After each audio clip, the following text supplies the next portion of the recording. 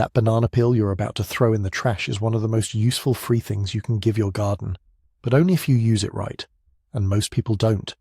They either bury a whole peel and wonder why nothing happens for months, or they believe some of the wild claims online that just aren't true.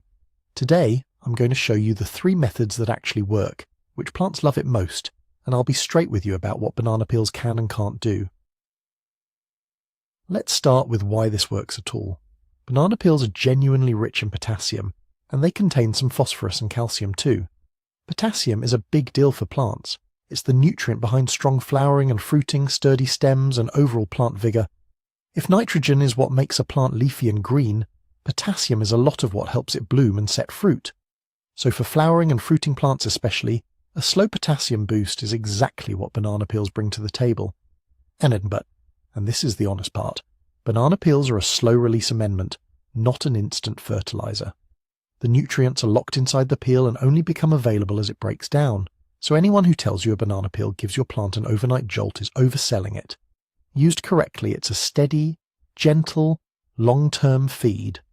Once you understand that, you'll use it the right way. Let's get into the 3 methods. And method 1 is the simplest. Chop and bury. Take your peel, cut it into small pieces, the smaller the better, because more surface area means it breaks down faster, and bury those pieces a few inches down near the root zone of your plant. As they decompose, they release potassium right where the roots can reach it. This is fantastic when you're first planting something, or as a mid-season boost around established plants. The one caution, bury it. Don't leave it sitting on top because a peel on the surface can attract fruit flies and pests. And on method 2 is banana peel water, and this is my favourite for houseplants and containers. Take a peel or 2, chop them, and drop them in a jar of water. Let it steep for about 2 days at room temperature.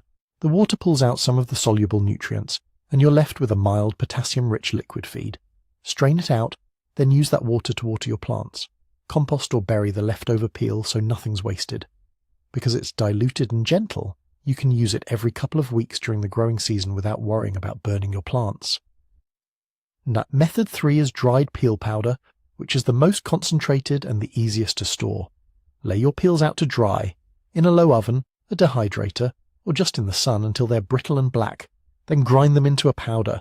That powder is a shelf-stable potassium-rich amendment you can sprinkle around the base of a plant and work into the soil, or mix into your potting mix when you repot. A little goes a long way, and you can make a big batch whenever you've got peels to spare. Just a quick pause.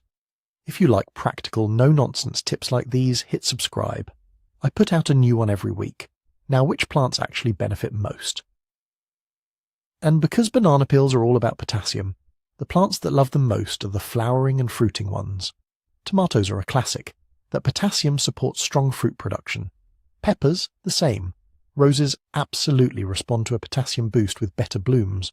Flowering houseplants and anything you're growing for fruit or flowers will appreciate it. Leafy plants that mostly want nitrogen will benefit less, so save your peels for the bloomers and the fruiters. Now let me clear up the hype because there's a lot of it. You'll see claims that spraying banana peel water on leaves makes plants explode with growth overnight. Not true, it's a slow feed. You'll see people say banana peels alone are a complete fertilizer. Also not true, they're heavy on potassium but light on nitrogen, so they're a supplement, not a full diet. And burying whole peels? It works eventually, but it's slow and can attract pests, which is why chopping, steeping or drying is always better. Use banana peels as one part of feeding your plants, and you'll get real, steady results without the disappointment. So here's the summary. Banana peels are a genuine free source of potassium, great for tomatoes, peppers, roses, and anything you grow for flowers or fruit. Chop and bury them for in-ground plants. Steep them into banana peel water for containers and houseplants, or dry and grind them into a powder for easy storage. Just remember, it's a slow-release supplement, not an overnight miracle, and always bury or strain rather than leaving peels on the surface. And do that, and you'll turn something you were throwing away into real plant food for free. If this helped, subscribe to Plant Blueprint. I've got a whole series on using cheap kitchen items to grow a better garden. See you in the next one.